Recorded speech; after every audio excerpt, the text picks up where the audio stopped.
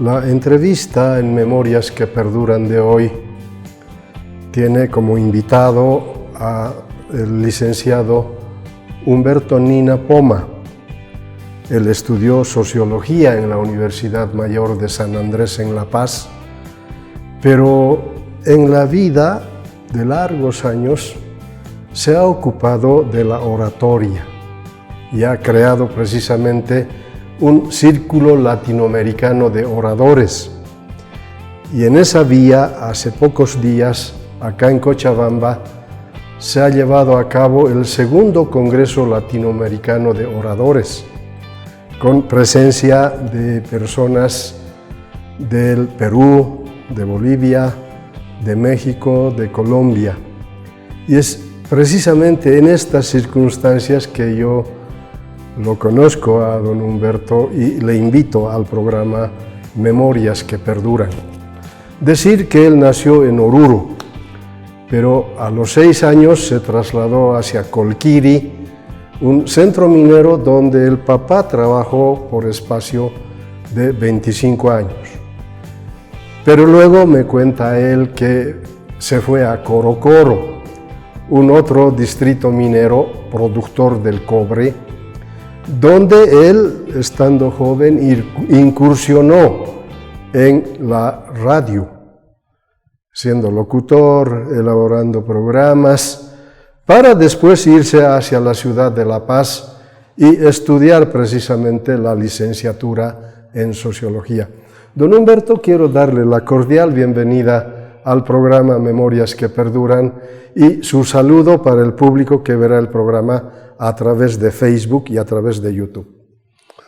Complacido y muy feliz, estimado licenciado Rojas, por esta invitación y por la oportunidad que me da de dirigirme a ese nutrido público que tiene de gente muy ligada al intelecto, a lo académico, a lo social y sobre todo vivencias propias de las personas que tienen algo que decir para el público tan selecto que tiene.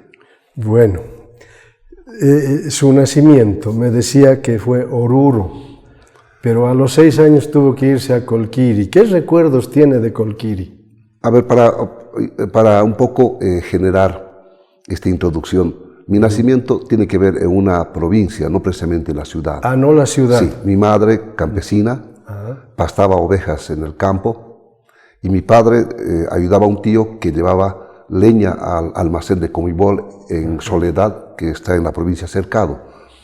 Entonces se conocen y naturalmente, producto de una relación de amor, es que nazco el año, un 1 de abril. Y justamente lo hicimos en esa provincia, en la provincia de Cercado, y a los 6 meses, para precisar, mi papá ya había conseguido trabajo en la empresa minera Colquiri y junto a mi madre se trasladan a ese distrito donde prácticamente viví toda mi niñez y parte de la juventud. Estudié en la primaria en la Escuela Mariscal Cepita, después el intermedio que en ese entonces había en el Colegio Bolivia y posteriormente me tocó cursar 1º y 2º de secundaria en el Colegio Carlos Montenegro. ¿Qué recuerdos tiene de esa etapa de la escuela y de una parte del colegio en Colquiri? La niñez en antaño, creo, y con las disculpas de la generación presente, las más inocentes. Las más inocentes porque alejado de la tecnología que hoy se ve, celulares, laptops, etc., pues allá nuestro trabajo de niños era jugar en la calle. Por ejemplo, yo veía un meme en Facebook, nuestro trabajo entre comillas del Facebook era leer revistas, porque habían puestos de revistas en algunas esquinas que alguien en un tablerito con una liga al centro y ponía las revistas para alquilarla. Entonces íbamos ahí y leíamos, o el futbolín en las calles, en los lugares públicos, o la tuncuna, o el jugar con trompo, con cachinas, como llamamos las bolitas. Esa ha sido mi juventud. Entonces pienso de que ese tipo de niñez sana, vivencial, ha generado en muchos de mi generación visión, ¿no? Ha generado creatividad, ha generado una vida alejada tal vez de los escrúpulos que a veces hay cuando se abre un portal en el Internet. Entonces, guardo esa inocencia, entre comillas, porque obviamente con los años vamos ya entrando en otros niveles, pero ha sido muy hermosa, muy hermosa. Por ejemplo, acá cuando una vez que ya joven llegué a la ciudad de La Paz, ya, por ejemplo, yo no conocía qué era el panetón, ¿no? Porque allá mi mamá en las Navidades siempre preparaba los buñuelos con su chocolate o con un ápice de sed. Entonces eso era para nosotros algo grande. Juguetes que a veces podíamos sacar de la pulpería, porque así se llamaban las minas, a cuenta del trabajador, y obviamente podíamos elegir un juguete. Pero aquí mi papá tal vez era un poquito muy alejado de darle a sus hijos mucho. Entonces mi mamá, que a veces siempre la mamá es la que más aboga por los hijos, nos compraba de ocultos algunos juguetitos pequeños. Pero eso para nosotros no era gran novedad, porque nosotros podíamos hacernos un carrito, queríamos, ¿no? La lata de sardina, la lata de leche evaporada, hacíamos con alambre, ya teníamos nuestro carro, ¿no? O de pronto, pues, un envase de aceite, ¿no? Y le poníamos unas rueditas y ya con eso estábamos contentos. O la rueda, ¿no? Hacíamos una manijita y con eso correteábamos por los diferentes calles haciendo competencia entre nosotros, los niños. Hablando de las revistas, ¿de qué revista se acuerda? Por ejemplo, Memín, el negro Memín, Patoruso, o antes leíamos Villiquén, había una revista argentina que tenía una cantidad de información que nos gustaba, ¿no? O El Santo, ¿no? Había la película de ese entonces, eran revistas, caricaturas que naturalmente se portaban en ese tipo, y eso era nuestro deleite. O a veces canjeábamos, ¿no? Si tú alguna vez tenías una revista, llevabas y le canjeabas, le pagabas un importe y te canjeabas y te llevabas otra revista. Entonces era algo hermoso aquello. Si podemos seguir recordando ese espacio, por ejemplo, algo que debemos resaltar en ese tiempo era, por ejemplo, cómo los papás nos daban tiempos para jugar, ¿no? Porque no todo era jugar tampoco. Había que cumplir con las responsabilidades de estudio. En mi caso particular, mi padre era muy estricto en lo que implica el estudio, ¿no? Me decía, ¿qué estás jugando ahí? Pierdes tu tiempo, ¿por qué no vas a leer un libro? Y aquí tal vez voy a poner una especie de resumen de ese tiempo. Tal vez el legado más grande de mi papá, pese a que mi papá no era intelectual, mi papá cursó hasta tercero intermedio, mi mamá hasta tercero básico, pero su visión de la vida era decir, lea libros, si no se va a quedar burro. Entonces mi papá todo el tiempo dice, lean libros, caramba, están jugando ahí, ¿qué ganan con eso, no? Entonces mi papá era de esas personas, muy estricta, con decirle, licenciado, lo siguiente. Por ejemplo, a él no le gustaba que desechemos la comida, difícilmente. No porque no tuviéramos, sino por el valor que seguramente le daban. Hacer caer durante el graneado del arroz, por ejemplo, un granito, mi papá decía, ¿qué? ¿Les sobra? O al servir el desayuno, el azúcar, ¿no? Entonces, esas cositas son tal vez los valores que nos han compartido los padres, producto de su experiencia vivida, ¿no? La mina ha sido un tiempo de bonanza, pero los papás, algunos, en este caso mis padres, no estaban viendo de que ellos van a estar toda la vida en la mina. Posiblemente ellos sabían que en un momento les podían salir de la mina y había que preparar a los hijos con esto, y creo eso. Tal vez ellos no lo pensaron, pero yo creo que así fue prepararlos para la vida. En un distrito minero siempre hubo acceso a cine. Sí. ¿Cómo fue en el caso de Colquiri? Claro que sí, nos daban, pues sacábamos los tickets, ¿no? Los vales para el cine. Y, por ejemplo, era recordado que cada Semana Santa, por ejemplo, era toda la tarde el cine. Nos entrábamos para ver toda la Biblia. Nos entrábamos hasta las 2 de la tarde y salíamos 6 de la tarde, 7 de la noche. Esa era nuestra distracción, eso era nuestro internet, digamos, ¿no? No había mucha televisión en ese entonces. Mi papá, por ejemplo, que me acuerde, compró un televisor que obviamente sacaron a cuenta de la empresa. En blanco y negro. En blanco y negro, marca Zenith, ¿no? Claro. Ese era el único televisor que hemos tenido y había que, obviamente, no tenía controles, y ese ha sido nuestro televisor, lo más impactante. Y no había muchos programas, solamente salía el canal 7, ¿no? Claro. ¿No? Entonces, le estoy hablando ya de la época de los 80, seguramente, porque ahí empieza este juego de la televisión. Es algo ¿Y la actividad deportiva? Sí, he sido una persona que le ha gustado el fútbol. Allá habían, por ejemplo, las cuartas de división. Habían grandes clubes en el distrito minero de Colquiri, por ejemplo, 31 de octubre era un equipo muy apetecido para cualquier jugador. El club 26 de febrero, que era de de los que hacen la parte de los pirquiñeros, se le llamaba ahí, que eran los de la cooperativa. Y el equipo de mi papá era, por razones de que su madre nació en Caracollo, era el equipo San Andrés. Entonces estos equipos eran muy cotizados. Y yo, obviamente, porque mi papá tenía ligazón, empecé de muy niño a jugar en cuartas especiales en el Club San Andrés. Después sí fui ascendiendo, ¿no? Y llegué a la selección de mi colegio primero y luego a la selección del Distrito Minero Colquiri para ir a campeonatos interminas que había antes. ¿Y en qué circunstancias se da el cambio de Colquiri hacia Corocoro? Bueno, mi papá algo ha debido pasar en su vida, que le ha pedido que cambie de distrito. Un día dice, nos vamos a ir, ¿no? Y nosotros ya tenemos amigos ahí, nuestro barrio. Yo vivía en Calacalita, por ejemplo, donde estaba el colegio Aniceto Arce, en ese lugar, y al otro lado está el colegio Carlos Montero, yo vivía al centro. Y habíamos muchos amigos ahí de la zona, entonces uno se encariña, porque hemos crecido desde pequeños. Entonces un día dicen, nos vamos a ir. Y les da a la empresa un carro y cargamos todo aquello y nos trasladamos el año 1981, después del fatídico espacio del golpe de Estado. Y cuando corrió bala en las minas. ¿No? El de García Mesa. Sí, el de García Mesa. Y naturalmente después de pasado aquello nos trasladamos a Corocoro, al distrito minero Corocoro, que se encuentra en la provincia Ingavi del departamento de La Paz y es la primera empresa cuprífera de Bolivia. Por los antecedentes que tengo, incluso ahí vivió, nació el gran líder de la COP, Juan Lechín Oquendo, ¿no?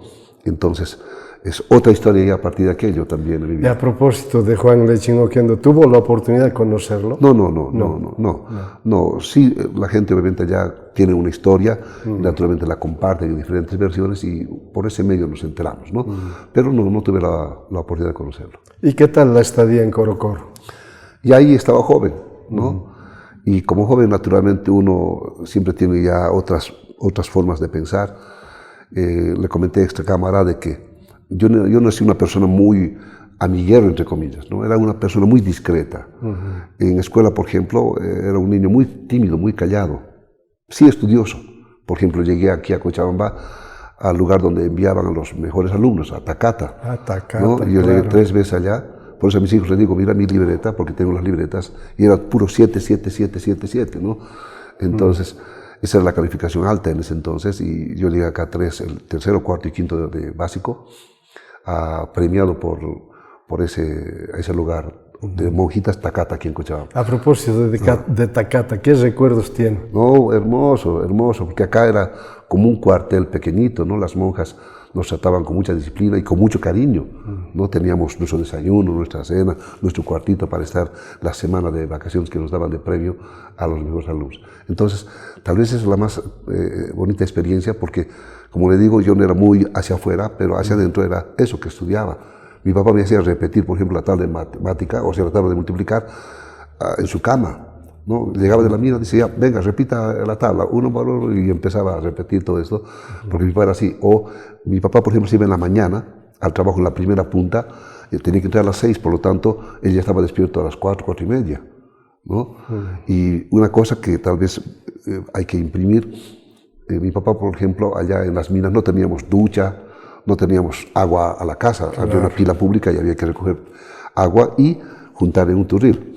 Entonces mi papá tenía una costumbre, por ejemplo, el turril ahí, el agua congelado y había un cincel, es un pequeño material punzante, y cortaba ahí el hielo. Se sacaba agua, se quitaba la pintada del cuerpo, jaboncillo y se lavaba así, con esa agua fría. Y me decía, lávese, ¿no? Porque dice, hay que levantarse temprano, hay que lavarse. Y después de que se iba mi papá al trabajo, me mandaba de mi casa un poquito más allá, estaba el estadio Rogelio Miranda en Colquiri, y ahí es el cerro, ahí está cerca del colegio Carlos Montero. Entonces, ahí me mandaba a estudiar, ¿no? Leer o la tabla de multiplicación. Entonces, esa costumbre lo heredé de mi papá, levantarme temprano y hacer algo productivo en las mañanas. Y ya se quedó aquí impreso, hago eso, me levanto temprano, soy de los que se levanta a las 5 de la mañana. Y ahora con la televisión, obviamente, tal vez ya no siempre tanto el libro, pero siempre hay audiolibros, hay material de televisión que hay que aprovechar también de esa manera. Me decía extracámaras que también en Colquiri se vinculó a la radio. No, Bueno, no, sí, no en sí, Colquiri, en Corocoro, exacto. En Corocoro, En perdón. Corocoro. Cuando llegué a Corocoro, naturalmente, la forma de tal vez hacer que tienes algo tuyo, me vinculé a la radio La Voz del Cobre, en Corocoro. Yo estaba ya en la promoción y me gustaba escribir. He hecho libretos para una radionovela y el director de la radio lo vio con buenos ojos porque narraba la vida en las minas. Y lo teatralizamos ahí en la radio, ¿no? Tengo de esa parte unos recuerdos hermosos porque lo grabamos en cassette para repetirlo, entonces fue una experiencia muy importante. Me metí también en esto de la locución radial en la parte del relator deportivo. Yo transmití eventos de los campeonatos deportivos en Corocoro. Y esto a la postre me llevó a hacer lo mismo. Ya jovencito en la universidad llegué a conocer otros lugares. También transmití el interyungueño en la provincia de Caranavi, donde después también llegué por razones de conocer y ampliar metas. ¿Y cómo es que decide irse a La Paz para estudiar en la universidad? Bueno, una vez bachiller, los papás siempre dicen, y ahora hay que estudiar, ¿no? O sea, todos los papás, entre comillas, del siglo XX, siempre han creído de que la universidad es una opción para que los hijos no se queden como ellos, ¿no? Entonces, naturalmente, mi papá me decía, ¿qué va a estudiar? Y aquí hay algo que es anecdótico. Mi papá siempre ha querido que yo sea ingeniero, porque como trabajaba, él ha sido dirigente de los mineros y decía, mira, yo conozco a los ingenieros acá, yo veo cómo es su vida, tiene su carro, su buen sueldo, su estatus, va a estudiar ingeniero. Pero yo era malo para matemática, ¿no? Yo siempre he sido más de lectura. Pero había que escuchar papá. Entonces me inscribí en la Facultad de Ingeniería en La Paz, en el Obelisco. ¿Estuvo en ingeniería? Sí, estuve un semestre. Y aquí está lo siguiente. Durante mi estadía en la universidad en Ingeniería, porque ahí llegué, habían los Juegos Florales Universitarios. Esa convocatoria a nivel nacional de las universidades y habían concursos de escribir novelas, cuentos, poesía, etc. Entonces yo escribí una novela. Y ganó esta mi novela en los Juegos Universitarios, Juegos Florales Universitarios, y ganó la novela. Y parte del jurado, había habido un sociólogo, no me acuerdo muy bien el nombre, lamentablemente, de esa persona, que era parte del jurado. Y cuando lee, me dice, Humberto, ¿tú vienes de las minas? Sí. Caramba, qué lindo tu novela. Pero estás estudiando ingeniería. ¿Cómo puedes estudiar ingeniería un hombre que escribe así y piensa así? Tú debes estudiar sociología. Y él, como era sociólogo, me cuenta su experiencia, me dice, es así, así. Y yo escuché y como una orden, al día siguiente me inscribí a sociología. Pero no sabía mi papá. Yo llegaba, porque mi papá después de Corocoro se trasladó a la mina Matilde. ¿No?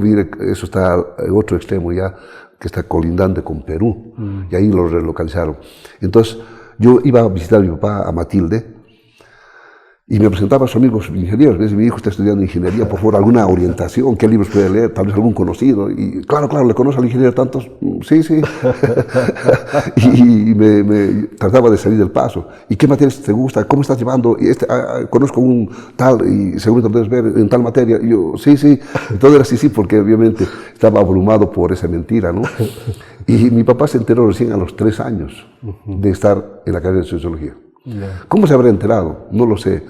El caso es que, por ejemplo, en mi casa, mis papás siempre iban cada carnavales, el Mar de Chaya, a visitar a su familia y yo tenía que ir a recoger a mi papá a las 6 de la tarde. Entonces, uno de los días, en ese año voy a recogerlo y entro y mis primos, mis menores, me meten a la salita de la casa de mis familiares y me quieren invitar cerveza. Yo nunca he tomado delante de mi papá. Lo hice la primera vez cuando ya fui profesional. O sea, beber nunca lo he hecho porque era una regla de mi papá. Entonces, mis primos obviamente tenían otra vida y ellos ya menores ya tomaban. Entonces, me meten ahí y me hacen tomar la fuerza, un vaso de cerveza, haciendo un cerco con mis tíos menores, digamos, ¿no? Y mi papá me mira ahí del fondo, ¿no? Y mi papá era muy estricto, decía, muy bien que se quede el caballero, yo me voy, ¿no? Pero en esa vez me dice, tío, ¿qué te pasa? ¿Cómo así? Ya es mayor de edad, él puede tranquilamente compartir con nosotros. ¿Qué estamos haciendo? Entonces, ese día mi papá, después de escuchar esos ruegos de los tíos, se va a su sitio y empieza a llorar. Ya estaba mareadito, ¿no? Porque tomaron todo el día. Y todos se van a decir, ¿qué ha pasado? ¿Por qué está llorando? ¿Cómo puedes por un vasito te vas a también poner tan sentimental? Dice, no, mi hijo no está estudiando como yo hubiera querido. Pero como nosotros vemos está en la universidad, no creo, además él siempre se ha dedicado a estudiar. No está estudiando. Humberto, ¿qué ha pasado? No, yo sigo en la universidad, tío. Pero a ver, Guillermo era mi papá, el nombre. Guillermo, ¿qué ha pasado? Mira, le decía a mi tía, su hermana mayor, yo siempre he deseado que mi hijo sea ingeniero, pero no está estudiando ingeniería. Yo ya me he enterado, todo se sabe aquí, mi papá, ¿no?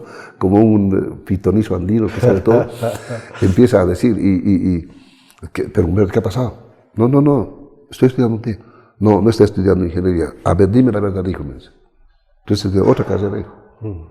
Bueno, me tuve que desenmascarar, evidentemente cambié de carrera, estoy estudiando sociología, y todos se miran y dicen, ¿sociología? ¿Qué es sociología? Porque son las carreras tal vez que en ese entonces eran apetecidas en ingeniería, ¿no? O arquitectura, ¿no? O derecho, abogados, o medicina, esas son las carreras más apetecidas. Entonces, ¿qué ha pasado, Humberto? ¿Qué es sociología? ¿No? Y bueno, yo les expliqué lo que implicaba, pero mi papá lo tomó mal. A tal extremo, licenciado, que el día de mi colación de grado, mi papá no vino, no fue, solo mi mamá, porque no aprobó eso, no aprobó de que yo no he estudiado algo que él ha querido. No, me dolió, pero tengo que asimilar, tal vez, es eso lo que le hacía a mi papá resurgir, que su hijo un día sea ingeniero. Recién con los años, ya cuando llegué aquí a Cochabamba, aquí trabajé en televisión casi 8 años, y obviamente la televisión genera no más popularidad, pues en los medios estuve en Canal 29 en Quillacollo y el Canal 48, la Red Uniter. Entonces, ya la gente te empieza a conocer y naturalmente cuando sales a la calle te dicen, ¿cómo estás? ¿No? Y es más amable. Y mi papá vio eso, me decía, bueno, ahora entiendo, ¿no? Has estudiado algo que te gusta, ahora tienes relación con la comunicación, enhorabuena, hijo, recién ya, ¿no? Pero hablo ya después de muchos años que ha logrado entender mi vocación. Ajá. Y terminada su formación académica en la licenciatura en Sociología, ¿cómo le fue en este campo? A ver, aquí hay algo hermoso, tal vez sea de interés de la gente que nos ve. Cuando yo ya salí bachiller, salí en el año 84, en el 85 se produce la relocalización. Mi papá fue de los primeros que salió, y de los primeros que salió porque la gerencia le decía, si no se van, no van a recibir siquiera esto, y les dieron una miseria de liquidación. Mi papá salió con $2.000 por 24 años de servicio. Wow. Al año siguiente salieron con $1.000 por año. Mi papá casi mete un tiro. Entonces, con ese pequeño dinero, mi mamá compró una heladera, y mi papá se compró un taxi para hacerlo trabajar. Pero ¿quién era el chofer? Mi papá no era el chofer. A veces el que maneja el auto, pues le interesa si se arruina, si no hay renta, ¿no? Con tal que le pagan. Entonces no le fue bien a mi padre, lo tuvieron que vender. Pero mi mamá combatió con la heladera, fue nuestro sostén de vida. Y mi papá, tal vez un poquito resignado a una realidad, se fue a las minas de Teoponte a buscar trabajo y tratar de subsistir y ayudar a la familia. Pero no le fue muy bien. Entonces el sostén económico era mi mamá. Entonces yo veía cómo mi mamá vendía helados de 10 centavos, 20 centavos, 50 centavos, que era el más caro de los helados. Y yo veía cómo monedita no alcanzaba pues para subsistir. En la mina obviamente tienes pulpería, tienes verduras, carne, pan, todo, ¿no? Con los vasos, pero ya en la ciudad todo es egreso. Antes podíamos comer 1 kilo de carne, ahora había que hacer aguantar 1/4 kilo de carne molida para que alcancen el ahogado. Entonces, todo esto generó en mí también un poquito de dificultad. Yo decía, ¿cómo voy a estudiar si no hay? El pasaje universitario en ese entonces era 20 centavos. En la sopa era 50 centavos para que podamos ver un poco la visión. Y el segundo, y la sopa, el almuerzo costaba $1 en ese entonces. Mi mamá me daba $1. Entonces se da cuenta y de vuelta el pasaje universitario son 40. Y 60 centavos alcanzaba para una sopa, pero no para tal vez una fotocopia que era necesario. Mis amigos me decían, Humberto, vamos a comer una salteña. No, decía, no, estoy lleno. No estaba lleno, sencillamente no tenía dinero para pagar la salteña, ¿no? Entonces, he pasado cosas así. Detrás de la universidad está la cancha Zapata, y ahí vendían el pan, marraqueta, con lechuga y sardina. Ese era mi almuerzo, costaba eso, 20 centavos, ¿no? O me compraba unas bolsitas de dulce, verdecitas de menta, y con eso le engañaba al estómago para aguantar. Entonces, un día me desmayo pues, en mi cuarto. Yo vivía con mi abuela. Entonces, me desmayé ahí y me di cuenta que no estaba alimentándome bien. Entonces, decido trabajar. Entonces, trabajé y estudié, ¿no? Y ahí es cuando descubro esta vocación. Porque los primeros trabajos que tenía fue Por ejemplo, trabajé de lustrabotas, pisé barro para hacer ladrillos en Tejada Alpacoma detrás de Saludas de Élite. Salía de casa a vender champúes, ¿no? De todo lo que se podía para generar un poquito de economía y ayudarme. Y finalmente llegué a un trabajo donde buscaban vendedores de libros en la empresa Océano Bolivia. Y ahí vienen los diccionarios, ¿no? Entonces ahí trabajé mucho tiempo y ahí nació Humberto Nina, lo que es ahora. Porque la persona que me preparó para ser vendedor, el licenciado Vicente Figueroa, un peruano que gerentaba la parte de recursos humanos, me hizo entender de que había otro Humberto Nina en mí, ¿no? Ahí es cuando nació Humberto Nina. Entonces, ya a partir del tercer, cuarto año, ya entendí que yo no era uno más del montón. Y naturalmente, cuando salí de la universidad, mi tesis fue una cosa muy, muy interesante. Un proyecto muy interesante que tiene que ver con la pobreza y cómo podemos de alguna manera sustentar aquello en nuestro medio. Ahí es cuando he tomado en cuenta la palabra ser maravilloso, ¿no? Que somos una creación hermosa y que cualquier persona, cuando entiende esto, puede alcanzar las metas que desee. Entonces, esta mi tesis fue vista por una organización no gubernamental y la aplicaron. Y al año siguiente de mi salida de la universidad me invitaron para dirigirla. Yo fui director de una ONG, el proyecto RIPEX, en el Alto. Mire, a mis 25, casi 26 años, estaba dirigiendo una ONG y pasaba de no tener mucho, pasé a ganar un buen sueldo. Uy, esa es otra historia de mi vida también, porque a veces el ego te sube hasta el cerebro. Como dice Miguel Ángel Cornejo, tu diarrea mental. Yo creí que era el rey de todo. Y ahí comenzó otra historia de mi vida que forjó mi carácter, ¿no? No me siento muy orgulloso de esa época porque era, como decimos popularmente, un patán, ¿no? Entonces tuve esas facetas de mi vida, ¿no? De no tener y llegar a ese momento. Y todavía estaba soltero y a veces entramos en la etapa de despilfarro, ¿no? Sin sentido, beber, amigos, etc. Entonces es una época también que seguramente debió ocurrir para aprender, para forjar una personalidad. Y, licenciado Nina, ¿cuándo surge esta pasión por la oratoria? Como te dije, cuando fui vendedor, ahí aprendí esto, que era importante, porque hoy en día, y en este tiempo, la gente vive de vender. Hay que vender, todos somos vendedores. Hay que vender imagen, conocimientos, servicios, ¿no? Todo aquello. Entonces, al ser vendedor, entendí que había otra faceta de mi vida. Antes de estar un poquito cerrado, ¿no? Olvidado, marginado, entraba ahora a lo público. Entonces, un día, esto es anecdótico, un día estoy yendo en la movilidad pública y de pronto había un niñito que lloraba. Y su mamá le dice, cállese, una vergüenza, ¿cómo no vas a hablar? Tan feo me hace ver con la profesora. ¿Qué cosa? Y le empieza a hacer muchas cosas y el niño sigue llorando. Y en ese entonces yo no sabía que era oratoria, no lo sabía. Pero vi esto, decía, le está pasando lo que me pasaba a mí, mi mamá también igual me enseñaba. Porque cuando llegaban a casa mis tíos, alguna vez yo me escondía, ¿no? Niño ahí, y de la puertita ahí abierta, tío, ¿no? Venga, ¿no? Entonces yo me miraba a mí mismo y decía, caramba, ¿por qué nos pasa esto? Ya cuando fui vendedor entendí eso, de que es autoestima, el valorarse, el quererse, el amarse, ¿no? Y ahí nació alguna enseñanza que lo comparto en el aula. Me decía este gerente me decía, Humberto, cuando tú ya tengas la posibilidad, cómprate un auto. Bueno, que no, un auto está muy bien. Antes era un lujo, ahora es una necesidad.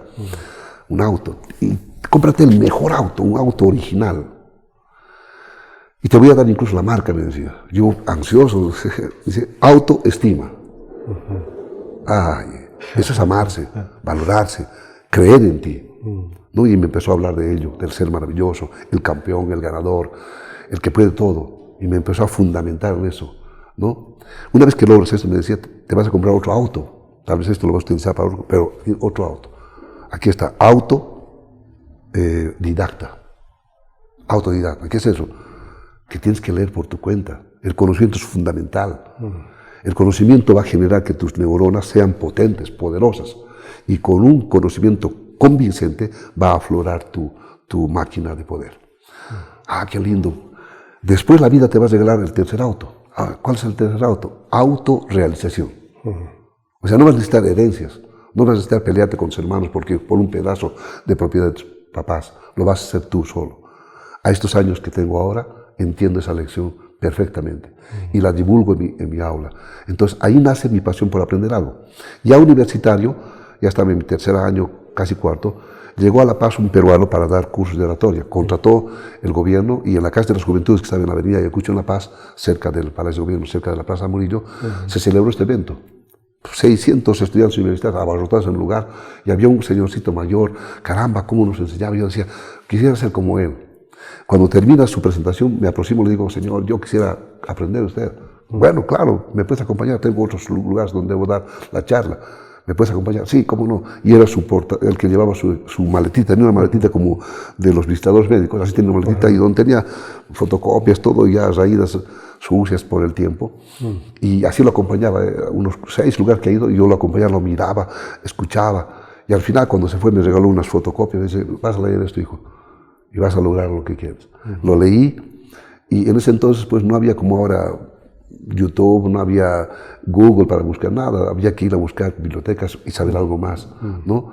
Y así me interesé por la oratoria.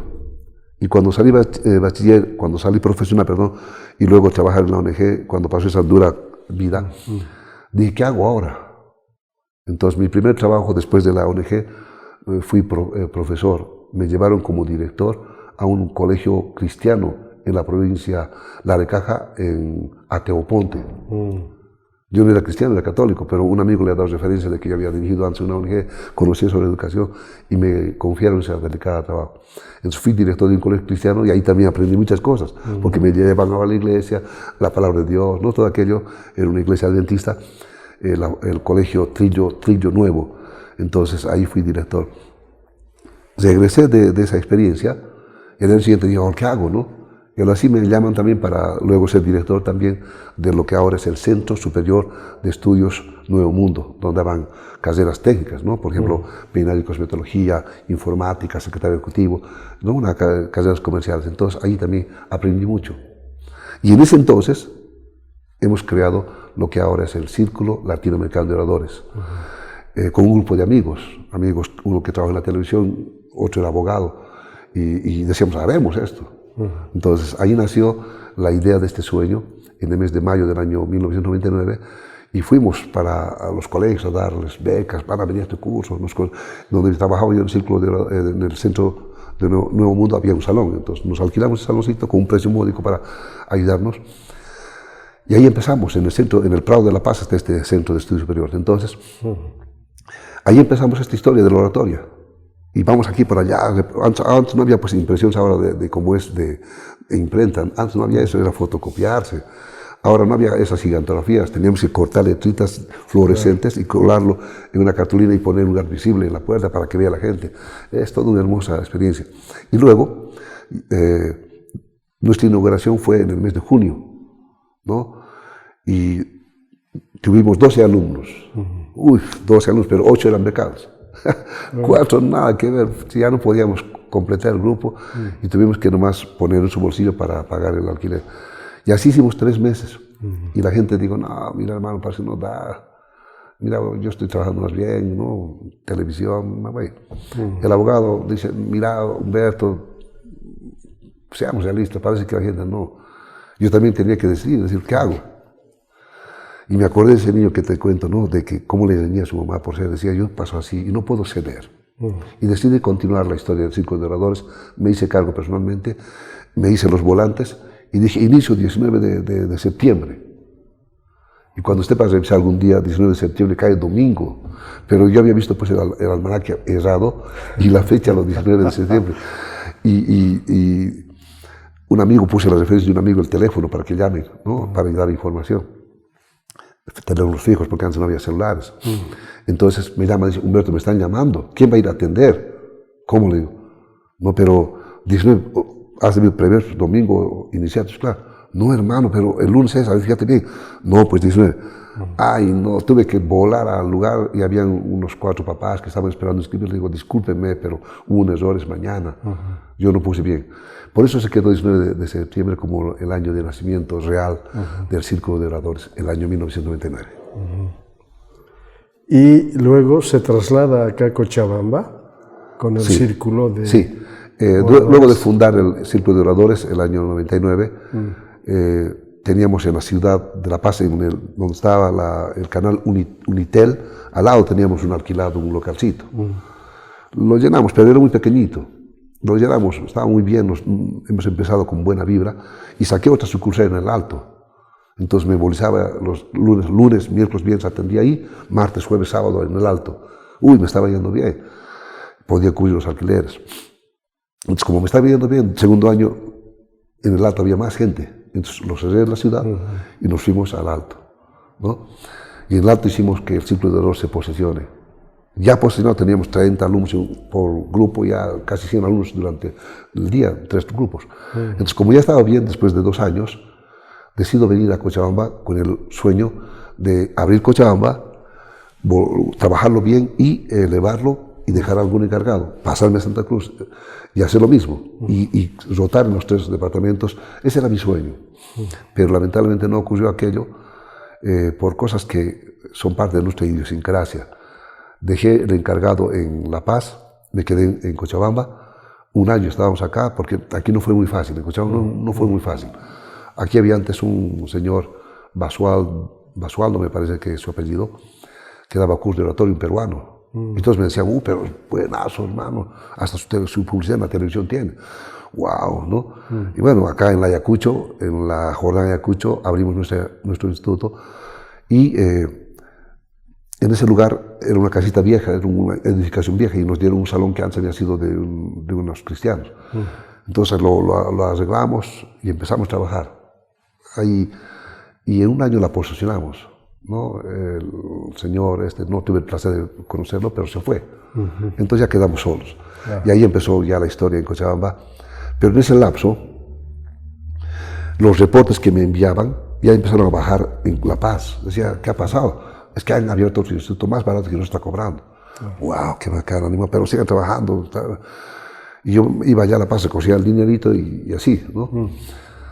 Un día me llama una persona y me dice, licenciado, dice que usted es el dueño, quiero hablar con usted personalmente, porque mire, yo soy profesora, me he inscrito al curso, pero no puedo pasar porque me han cambiado de destino.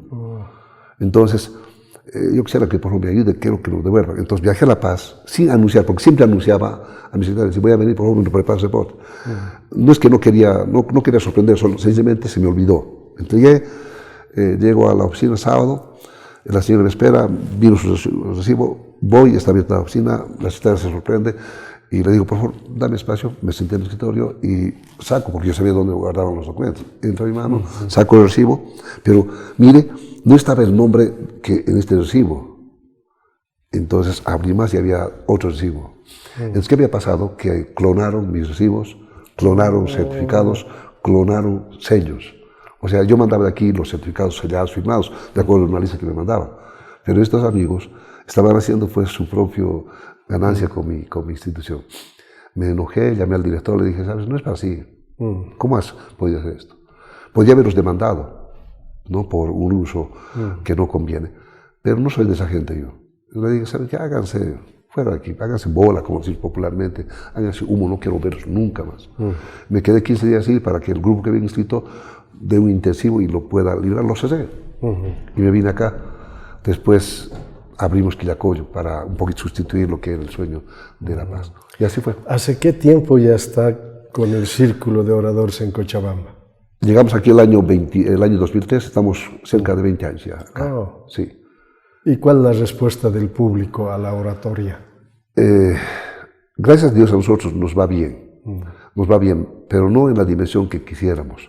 Te voy a citar un dato. En Quillacollo, por ejemplo, nuestro instituto estaba en un lugar céntrico, en la calle Cochabamba, donde está la alcaldía, es un lugar comercial, en un primer piso, en plena esquina, estaba muy bien el lugar. Pero un día hicimos un análisis, obviamente había alumnado, pero no en la dimensión que queríamos. Hicimos un pequeño estudio de mercado, desde la plaza, allá las plazas de las Sirenitas, ¿no? Al lado sur, hasta la Carmela Cerruto, más o menos al lado norte, hasta la terminal de buses y hasta Manaco. En todo ese lugar, ¿sabe qué hemos evidenciado nosotros? Que habían más chicherías que bibliotecas.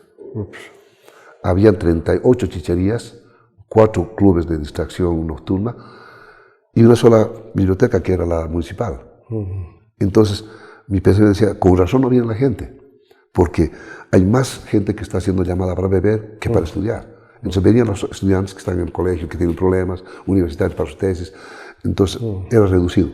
No es una queja, pero es un análisis que puede servir para ulteriores trabajos. Entonces, lo cerramos también Quillacollo después de 8 años y nos trasladamos a Cochabamba, nos centralizamos en Cochabamba y en Cochabamba siempre hemos tenido muy buena respuesta, porque todo se concentra en Cochabamba. Estamos en un lugar céntrico también, que es la Ayacucho, y siempre hemos tenido 30, 40 alumnos por turno, tengo 3 turnos. Y en las épocas de vacaciones, ahí sí era lleno total, niños un grupo, personas mayores otro grupo. Nos está yendo muy bien, nos ha ido muy bien, solo que nos ha detenido en ese crecimiento la pandemia estos 2 años, nos ha castigado crudamente. ¿Y cómo surge esta idea de hacer Congreso Latinoamericano de Oradores? Bueno, una de las cosas que se ve acá en nuestro país es que todos se colegian, digamos, ¿no? Sus grupos de cuidado, de mejoramiento seguramente de la calidad profesional. Y no había acá donde yo pueda entrar, ¿no? O sea, crear un grupo. Entonces, un día casualmente reviso una publicación en YouTube que había un congreso y mando información, digo, necesito información, me manda la convocatoria, los requisitos y me apunto para ir a este congreso, ¿no? Y cuando voy a este congreso en Perú, pues yo vi la calidad de los participantes, digo, wow, aquí hacen oratoria, ¿no? Y oratoria para campeonatos de oratoria. Y oratoria en Perú es pues monstruos. En Lima nada más hay casi 32 escuelas de oratoria, en Lima nada más. Y acá en Bolivia tenemos 8 institutos en todo el país, no consolidados, simplemente profesionales que se dedican a dar oratoria. Aquí en Cochabamba, por ejemplo, hay personas, no tengo gusto de conocerlos, deben ser grandes maestros también, pero que dan cursos aislados, cuando hay vacaciones, cuando pueden girar dinero. Pero como institución planteada ahí, nosotros estamos ya más de 20 años. Entonces, de alguna manera también nos da cierta solvencia, porque llegamos al Ayacucho, estamos ahí desde todo el tiempo que hemos llegado, o sea, no nos hemos movido nada y hemos tenido la fortaleza para tenerla ahí. Entonces, cuando voy a este congreso, viendo aquello, me hago amigos de las diferentes delegaciones y les digo, me agradaría mucho que un congreso se celebre en Cochabamba, pero había que buscar quórum para eso. Entonces, empiezo a hacer trabajo con todos, empiezo a hablar, sí, mira, mi país, empiezo a hablarles, y he logrado el apoyo de todas las delegaciones para que el día de la clausura se determine que Bolivia sea sede del próximo congreso. Lo trajimos acá, debía haberse realizado en el 2020, pero con la pandemia lamentablemente se vio frustrada, y me dijeron que hagamos un congreso virtual, pero no, yo quería que este congreso sea presencial, que vengan estos profesionales, que vengan acá, que puedan sentir el calor de la gente, sus costumbres, sobre todo acá en Cochabamba, la gastronomía. Y Dios gracias, este lunes 19, con motivo de nuestro aniversario, se hace el congreso, el 20, y ayer hemos terminado con una excursión. Los llevamos a los visitantes a conocer nuestra gastronomía, los llevamos al parque turístico San Isidro para que puedan un poquito disfrutar del paisaje, liberarse, etc. Fue una experiencia bonita. ¿Participantes de qué países han estado en el congreso? Bueno, solamente han estado 4 países en este caso, ¿no? Perú, México, Colombia y Bolivia. Mire, acá hoy me enteré de algo, bueno, ayer hablando. Lamentablemente, en el contexto latinoamericano hay también otros foros. Hay un foro latinoamericano en México, hay un foro de oradores en Perú, en Venezuela, Argentina. Entonces, lamentablemente estos foros también a veces son muy elitistas. Y al parecer, no puedo confirmarlo, pero al parecer nos hicieron una mala jugada anunciando a esos otros que no vayan a este congreso. Pero al margen de aquello, fue una fiesta de la palabra. Los que llegaron hicieron un buen trabajo y hemos sacado un resultado que voy a hacer conocer oportunamente por los medios respecto de nuestra propuesta al gobierno nacional para que se pueda incluir dentro de la currícula de enseñanza de oratoria. Entonces hemos hecho un proyecto que la vamos a en su momento anunciar. 3 maestros han trabajado en ello. Un maestro cubano, no me hubiera gustado que esté acá, pero por razones económicas no pudo venir. El maestro es un doctor en ciencias, el doctor Alberto Velázquez, un hombre realmente erudito en su materia. Colaboró con este equipo el doctor Enrique Alberto Mendoza Filidor en México, que es también una persona leída, un PH también, que está en la Universidad de Jalapa, en Veracruz, México. Entonces ellos han fusionado material y nos han enviado ya para que hagamos público como un aporte también hacia el Estado boliviano. Para que el público sepa, ¿qué implica la oratoria? Mucha gente cree erróneamente de que la oratoria lo necesitamos solamente para disertar, exponer o defender tesis. Eso hace la mayoría. Pero mi propuesta como educador en oratoria es que la oratoria puede salvar una vida. O sea, la oratoria no solamente es con personas al frente. La oratoria empieza contigo mismo. La manera como hablas contigo. La manera como generas un pensamiento positivo. Por ejemplo, la oratoria se utiliza en la familia. ¿Cómo hablan los esposos, por ejemplo, la pareja? ¿Cómo hablan los padres con los hijos? Si ustedes en casa hacen ese tipo de apreciación, se van a dar cuenta que en nuestra sociedad somos gente que es monosilábica, o sea, hablan muy poquito. ¿Cómo estás? Bien. ¿Cómo te ha ido? ¿Tienes hambre? No. ¿Vas a salir? Sí. Esa es nuestra conversación. O algunas veces no hablan, discuten, se presionan. Entonces, no nos han enseñado a hablar. No nos han enseñado a hablar. Si bien es cierto que la palabra oratoria nace del latín orare, que es hablar, y como tal es un arte que muy utilizado en la comunicación social, pero la oratoria tiene que ser incorporada en nuestro medio. Nosotros en el círculo de oradores enseñamos eso: mente, cuerpo y espíritu. Hay que hablar con la mente, el cuerpo es un lenguaje corporal, y el espíritu, ¿no? La victoria está en el espíritu. Entonces, la oratoria es muy importante, hay que ejecutarla con los niños en la escuela, en la casa. Los papás debían generar esto en el hogar, debería haber un tiempo de conversación. Pero también esto es a veces un sueño, porque lamentablemente la tecnología ha llegado a nuestros hogares de mala manera. Uno llega a la casa y todos están con su celular, están almorzando con su celular, están en la sala, todos están reunidos, pero todos con su celular. Entonces ya no hay comunicación. Entonces esto lamentablemente es un problema también de carácter social que degenera la calidad humana en nuestros educandos y degenera la calidad humana en nuestra sociedad como tal, porque no somos personas proactivas, somos gente reactiva en la oratoria. ¿Y la oratoria es también importante en el ámbito educativo? Naturalmente.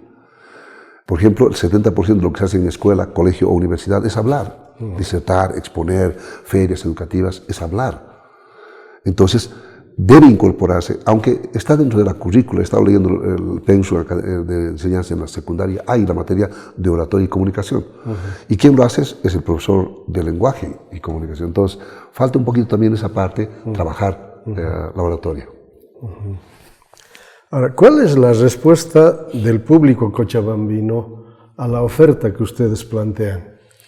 Hemos tenido muy buena respuesta. Como Cochabamba logra aglutinar las 16 provincias, llega mucha gente, ¿no? Acá, imagínense, tenemos una población de 1 millón, naturalmente el 60% es joven, y acceden a eso, ¿no? Con los años van pasando de boca en boca la necesidad. A mi instituto llegan incluso hijos de mis alumnos, ¿no? Vienen y dicen, no, usted es mi profesor, yo quiero que mis hijos aprendan. O de pronto dicen, me han recomendado tal persona. Entonces, hacemos esa campaña a nivel de la enseñanza, porque a nosotros, por ejemplo, nos interesa, eso te decía con respecto a los campeonatos. No formamos tal vez gente para campeones de oratoria, sino formamos gente que aprenda a utilizar la oratoria para su victoria, para su éxito y realización personal. Entonces, les enseñamos la importancia de leer, por ejemplo. Hay que trabajar la mente. Nuestro cerebro se llena de conocimientos, pero puede haber conocimiento chatarra. Hay que poner conocimientos de peso para que también nuestro pensamiento irradie peso. Siempre comparado con lo siguiente. Decía, la oratoria, por ejemplo, es como el río Rocha. Cuando hay agua, corre, y cuando no hay agua, se queda ahí en un lugar y se destila mal olor, ¿no? El cerebro es algo así. Si no hacemos renovación en el cerebro, nuestro pensamiento fluido a través de la palabra es puff. O sea, ¿cuál es ese puff? No puedo, no tengo tiempo, bien difícil es, se necesita dinero, se necesita capital, es que el presidente, es que la universidad, cuando salga profesional. Entonces, ese tipo de pensamiento es puff. Entonces yo les digo, hay que aprender otro tipo de pensamiento. Hay que crear, hay que romper paradigmas, hay que soltar lo obsoleto y hay que generar nuevas cosas, tendencias nuevas. Hay que ser personas que empiecen a ser exigentes consigo mismos, que sean visionarios. Yo les enseño para eso, les enseño para ser vendedores y exitosos en la venta, ¿no? Para que ellos vendan su imagen y cuando sean profesionales puedan vender su negocio, su profesión. Ese es el éxito, es el éxito que se quiere al aprender oratoria. ¿Y cómo se llama el instituto? Bueno, es el Círculo Latinoamericano de Oradores. Ah, está como Sí. Círculo Latinoamericano de Sí. Oradores. Al crearlo, nosotros hemos, todavía está latente aquello, hemos puesto Círculo de Oradores para aglutinar oradores. Pero lamentablemente en nuestra cultura, estimado licenciado, la gente es muy, no sé si orgullosos, pero a veces no quieren, piensan que ellos son mejores. Y es muy difícil reunirlos. Entonces se quedó ahí nada más como parte de nuestra intención. Ese es nuestro objetivo, que sea como un colegio de oradores, así era la intención del Círculo de Oradores. Pero, como le dije, la gente a veces no es muy apática a este tipo de emprendimientos. Se quedó como esto nomás, como un centro de enseñanza. ¿Y qué pasa con las autoridades educativas en el contexto de Cochabamba? ¿Le dan su respaldo? Mire, nosotros ahora, por ejemplo, estamos como una consultora, ¿no? Por lo tanto, certificamos como una consultora. Los años que tenemos, ya tenemos bastante credibilidad respecto a que los certificados tienen valor curricular. Nuestro objetivo era también hacer una escuela de oratoria, pero no solamente 3 meses, porque eso nos permite un periodo de capacitación. Nos gustaría 6 meses, 1 año, para poder sacar técnicos medios. Pero también la gente no le gusta estudiar mucho. Somos cortoplacistas. O sea, queremos poquito y queremos grandes cosas. Es lo malo de nuestra sociedad. La gente no quiere prepararse. Quieren aprender algo rápido y ya. Les da la llave para manejar el auto, ya quieren manejar el auto. No, no es así. Y la vida es esto. Hay que empezar a generar un conocimiento profundo de las cosas. Y sobre esa base tienes que aprender lo que específicamente quieres. Primero viene lo general y luego lo específico. Entonces, en nuestro país, en nuestra sociedad, al no haber aquello, si hacemos un curso de 1 año, no van a venir. Entonces, seguimos nomás en ese marco de trabajar en los 3 meses. Tratamos de confluir en 3 meses autoestima, oratoria, liderazgo. Todos los días hay una rotación de autoestima, oratoria y liderazgo. ¿Qué enseñamos? Lo más esencial. Lo más esencial es fundamentar la estima, eso es todos los meses, hasta culminar. La parte de los hábitos, ¿no? La parte de los valores. El primer hábito que deben aprender todas las personas es la lectura. La lectura. Y hay mucha gente que no quiere la lectura. En promedio en Bolivia se lee 4 libros al año.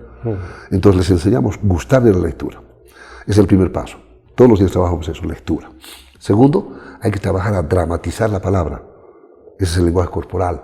Desde la impostación de la voz, aprender cómo funciona el sistema fonológico de respirar, el diafragma, etc., hasta el lenguaje corporal. Actúa la palabra, los gestos, los ademanes, porque los gestos y ademanes equivalen a un 55% de influencia con el público. Hay que aprender eso. Y el 38% es con la correcta impostación de la voz. Y el texto vale el 7%. Entonces en nuestro centro les enseñamos eso, de manera práctica. El curso no es teórico, es práctico.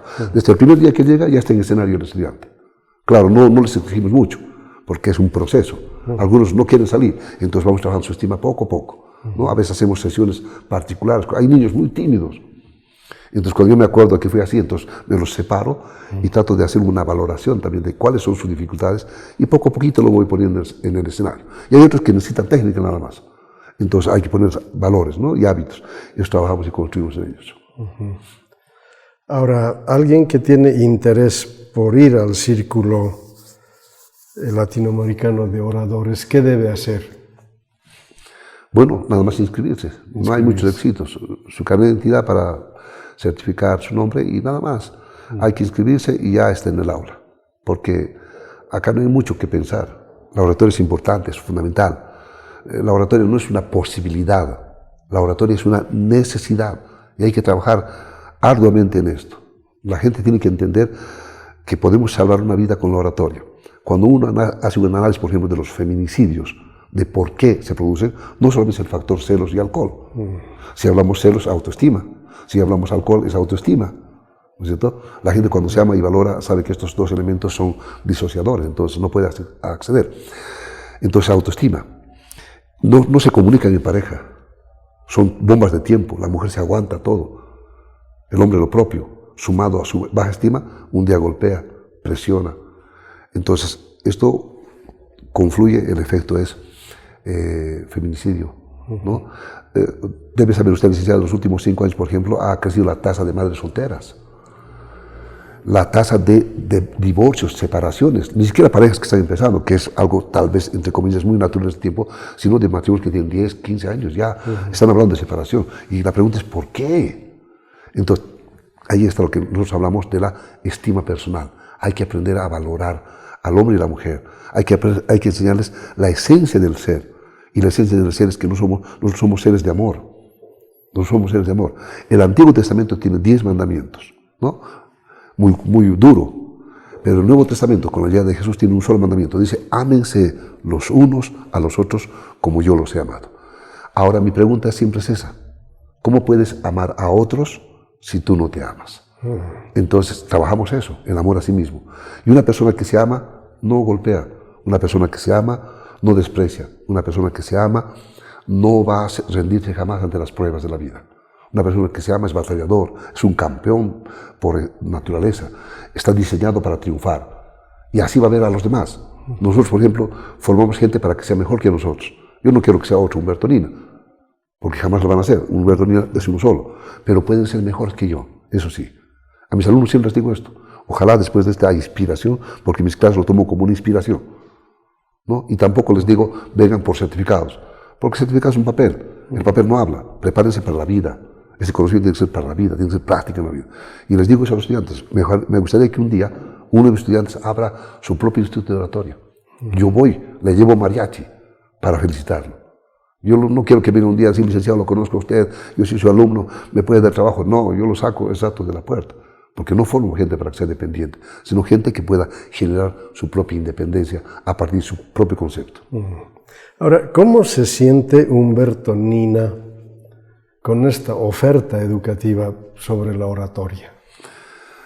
Algo así le puedo decir a la gente. Yo duermo tranquilo. Duermo tranquilo porque todos los días hago que la gente pueda generar otro orden de vida. Mucha gente me decía, pero oye, con tus talentos, ¿por qué no te ves en la política? ¿No? Seguramente ya hubiera estado tal vez siendo un capo de los capos ahí arriba porque tengo ese poder de la palabra. Pero hay que saber utilizar en otro contexto y ese es mi trabajo. Yo creo, todos nacemos con la capacidad de hablar, con los años se convierte en una virtud del hablar y por ahí Dios se acuerda de ti y te da el don de hablar. Y modestamente creo que tengo el don de hablar y quiero utilizarlo para bien, quiero utilizarlo para generar vida. Entonces, en ese afán es que en mis clases doy esas palabras positivas de superación constante personalmente y procuramos que eso confluya en sus diferentes actividades en los estudiantes, ¿no? Para que también yo me sienta bien, ¿no? Antes me decían, ¿por qué no haces una cantina, por ejemplo? Un evento, ¿no? Hacer una quinta. Uy, caramba, tú tienes relaciones con la gente, puedes hacer tranquilamente. Sin duda. Pero ¿qué vale el dinero si no hay paz interior? ¿De qué vale el dinero si no tienes armonía en tu vida? Es verdad que todos queremos una casa hermosa, queremos tener un auto, queremos tener dinero para viajar, etc. Eso es algo que se le permite a todos, está muy bien. Pero lo primero que debemos aprender es a lograr paz interior, armonía. Es el objetivo 1, debemos lograr estar en paz. Y eso implica hacer cosas buenas. El amor a tus semejantes significa hacer por ellos, más que por ti. Ese es el trabajo de servir a los demás. Licenciado Nina, de aquí para adelante, ¿qué desafíos, qué retos quedan?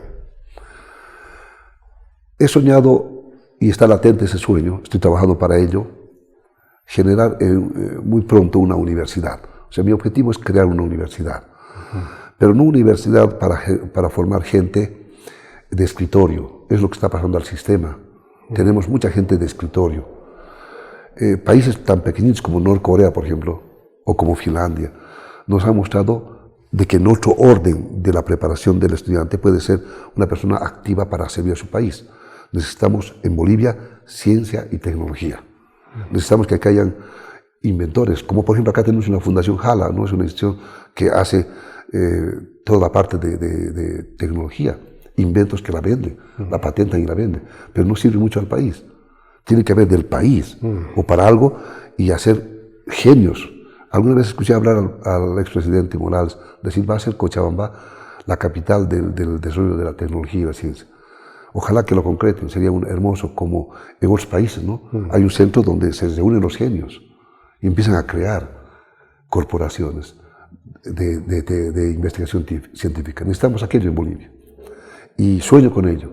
Y mientras tenga vida y salud, lucharé para concretar aquello y ojalá un día me pueda sentar otra vez contigo para decirte, ahí está, lo dice.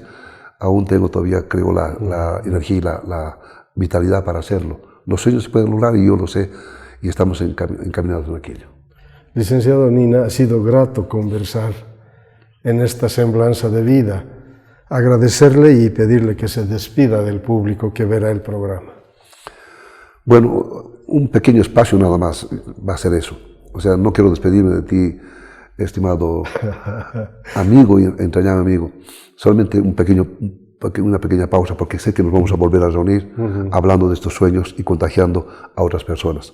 Por lo pronto, permíteme agradecerte por el tiempo que me has dispensado, a tu equipo profesional que te apoya y respalda en este sueño también de hacer periodismo digital, y eso va a nutrir también a otras personas que tienen la posibilidad de escuchar estas experiencias de hombres y mujeres que de alguna manera hacemos algo distinto al sistema. Muchas gracias por el tiempo y bendiciones para todos. Muchas gracias.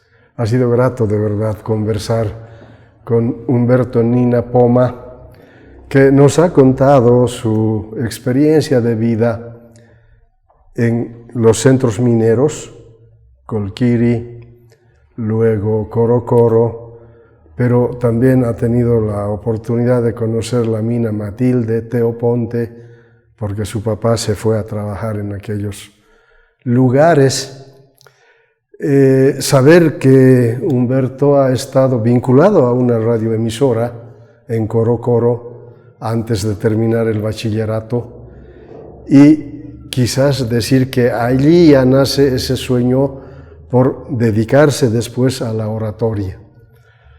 La oratoria es algo vital, es necesario para cada uno de nosotros, para la familia, para los profesionales, los abogados, los sacerdotes, los educadores, en fin, todos necesitamos de tener la habilidad de usar el poder de la palabra para llegar al público, para persuadir, para convencer.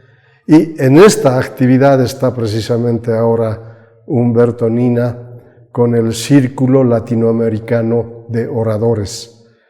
Un círculo que ya ha crecido incluso hacia América Latina y que de cara para adelante esto se irá revitalizando gracias al esfuerzo y la dedicación que Humberto le da a la oratoria.